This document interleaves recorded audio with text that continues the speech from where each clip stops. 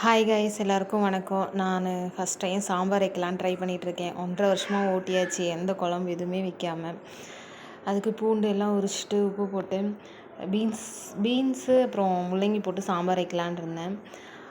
அப்புறம் அதுக்கெல்லாம் காய்கறி எல்லாம் சுத்தமாக கழுவிட்டு கட் பண்ணிக்கிட்டு இருந்தேன்.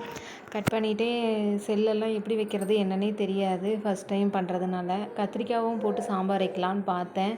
அப்புறம் காய்கறியே நிறைய இருந்தனால சரி வேண்டாம் அப்படின்ட்டு கத்திரிக்காய் குழம்பா வச்சிடலாம் அப்படின்னு சொல்லிட்டு கட் பண்ணிகிட்ருக்கேன். வீடியோ எப்படி இருக்குது என்னன்னு சொல்லுங்கள். இது வரைக்கும் நான் வீடியோ என்னோடய ஃபோட்டோ வச்சு கூட நான் வீடியோ எடிட் பண்ணது கிடையாது. ஃபஸ்ட் டைம் எடிட் பண்ணி நானாக வீடியோ எடுத்து ஏதோ ட்ரை பண்ணியிருக்கேன். யூடியூப் சேனலில் ஃபஸ்ட் டைம் என்னோடய வீடியோ நான் அப்லோட் பண்ண போகிறேன்.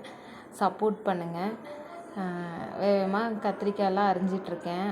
அரிஞ்சிட்டு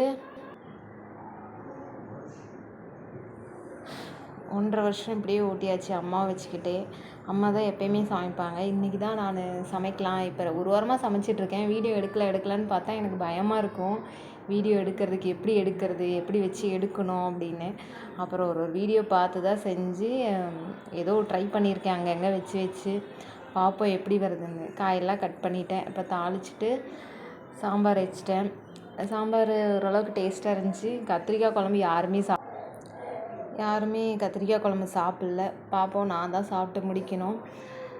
ரொம்ப டேஸ்ட்டாலாம் வரல, ஓரளவுக்கு நார்மலாக இருந்துச்சு. ஆனால் எல்லாம் ஓகே, அட்ஜஸ்ட் பண்ணிக்குவாங்க. எங்கள் வீட்டுக்காரங்களும் சரி, எங்கள் தம்பி வந்திருக்கான் லீவுக்கு, அவனும் அட்ஜஸ்ட் பண்ணிக்குவாங்க. ஏதோ ஓரளவுக்கு சுமாராக வந்துச்சு. பார்ப்போம், இனிமேல் கொஞ்சம் டெவலப் பண்ணிக்கலான் இருக்கேன். இதுதான் நான் வச்ச சாம்பார். கத்திரிக்காய் வணக்கினதா என்னமோ சொல்லுவாங்க.